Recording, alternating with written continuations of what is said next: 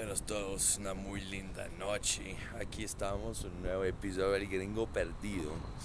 Cuando toca, toca, hijo de puta. Así estamos haciendo fogatita. Y así no calientemos. Ya la real socio de cayeron.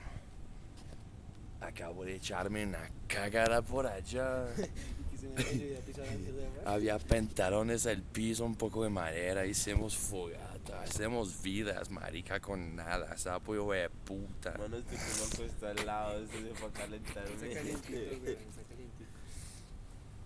La chimba hijo de puta.